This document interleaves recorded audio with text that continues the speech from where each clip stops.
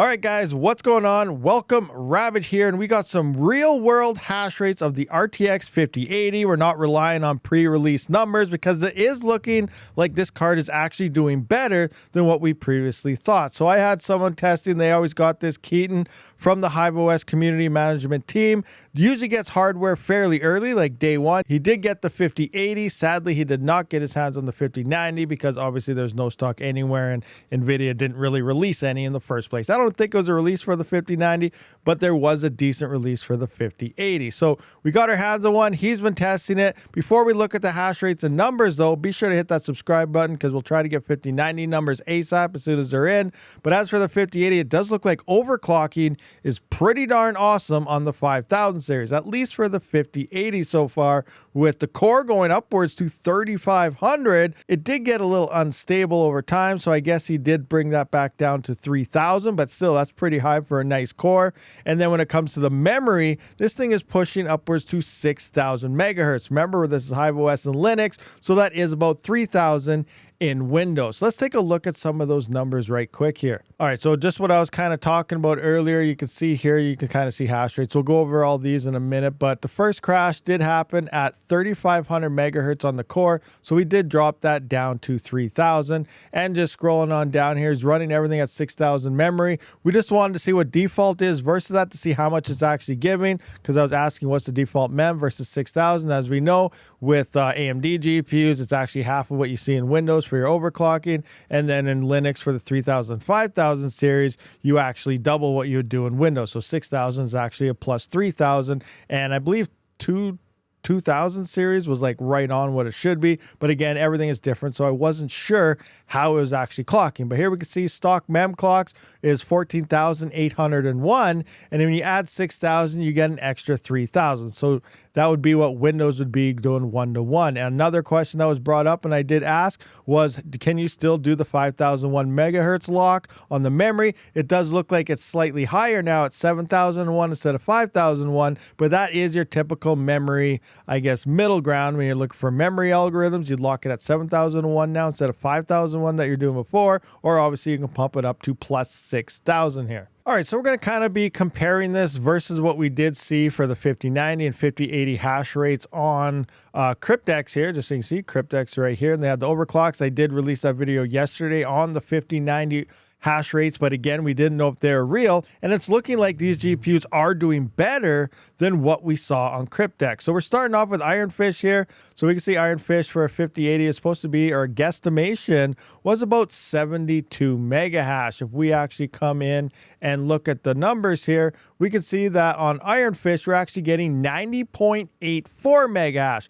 That's actually not too bad. Now in the software, it is saying about 252 watts, so plus minus whatever you want to do based on PSU efficiency and so on, but we are at about 90.84. We can see 3500 on the core here. It looks like the 400, I believe that's an offset, a 400 offset, pretty aggressive, and sounds like it is stable there. And again, 6000 on the memory, so 90.84. What was, I'm just going to go into a 4080, just kind of compare that. So I just want to come into here and look at Ironfish. If I can learn how to spell here, we can see 56.56. So we went from 56 upwards to about, what was that again?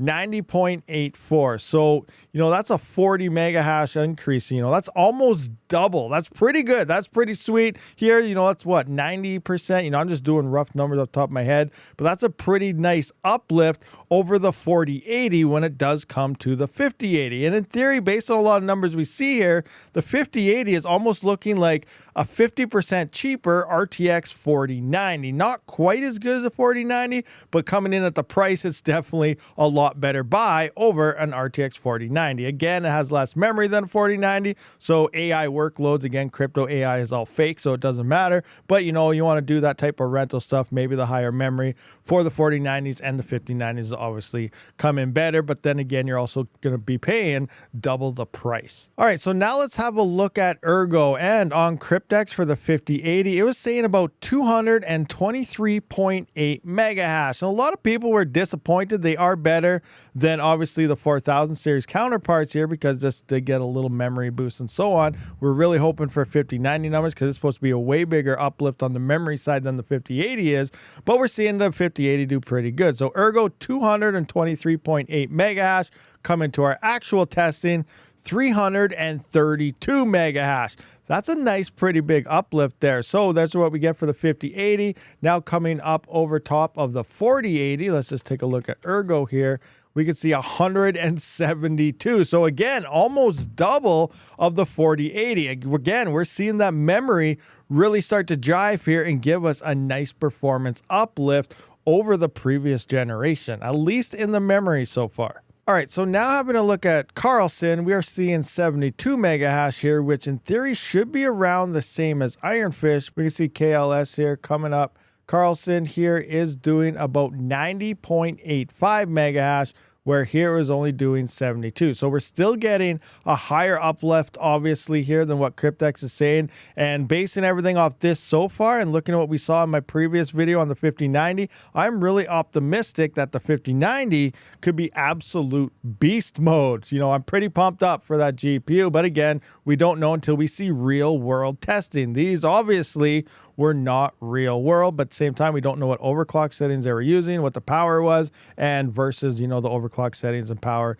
that we're using right now based on these tests. Now, the uplift over the previous gen for Carlson, let's just take a look at that. So let's go Carlson, KLS, we're seeing 56.56, and again, this is 90.85. So not quite as big of a boost over the previous generation, but it's still a pretty big boost. This is looking like about 80% or something in there, but you know, not quite double, but it's looking pretty darn good over the 4000 series. All right, so here's a big one that we really got to check out here is the Kapow algorithm. So that is your Raven coin, you know, your Chlor AI, your Nuri AI, and so on. Cryptex here is telling us 61 mega hash. Real world tests is showing us 68.84. So again, we're getting an extra 7 point some mega hash over what we were seeing on the Cryptex predictions. I'm really thinking these were just predictions at this point, not real hash rates. I don't have to, you know, I keep repeating myself, but you don't want to point that out.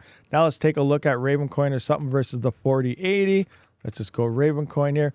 46.53. Let's bring this back up. 68 to 46. So yeah, this is, you know, it's really hard to get hash rate on Ravencoin. So this is actually a huge boost. It's obviously not doubled like we see with the other ones, but you know, seeing how this is more core based with a little bit more memory, we are seeing a pretty big uplift. Not double, but you know, this is probably a 60 to 70% uplift, which is actually pretty huge when it does come to Kapow. Again, we do have ASICs possibly coming for Kapow soon, so it almost doesn't matter for GPUs. All right, so now we're having a look at Cryptex, and this is something I'm not too familiar with. I haven't really looked into it. There's no numbers on Cryptex for this, and there's nothing on hashrate.no for the 4080s or so on. So if you're curious about Cryptex and the 5080, it is looking like about 1.189 gigahash at about 288 watts. Here's 3500 core. 400 offset, it looks like, and this time the memory is set to 810. So this looks like a pure core-based coin based on the memory being set at 810. Not really using the memory there. It's all strictly core. And again, 1.189 gigahash. All right, guys, so that pretty much wraps this up. That's all I got for numbers so far. As more emerge, I will let you guys know. So remember, hit that subscribe button. I try to stay up to date on all the latest mining hardware. Doesn't matter what it is, GPUs, CPUs, ASICs, hard drives, freaking mouse, keyboards, stream decks, you know, Rode wireless Goes, maybe Canon cameras, whatever you can mine crypto with, I'll freaking do it if it's profitable. But, you know, some of that was kind of exaggeration. You can't mine with them, but, you know, if it ever does become a thing, I'll figure it out. Anyway, guys, so one more thing I do definitely want to point out when it comes to this is SRB Miner is currently the only miner at the time of recording that supports RTX 5080s. I'm assuming the 5090 as well. Regal Miner and stuff, yes, will definitely be updated soon. We couldn't get Warthog type of increased hash rates or anything like that based on it because BZ Miner obviously doesn't support it. Only SRB Miner supports this GPU, so you can only mine the coins that SRB Miner currently supports. Again, you know, by the time this video releases, Regal Miner may have released an update as well as everybody else, but when I'm doing this, SRB Miner only. Anyway, guys, thank you for watching this video. Let me know your thoughts and opinions down in the comments section. I'll see you on the next one. Rabid out.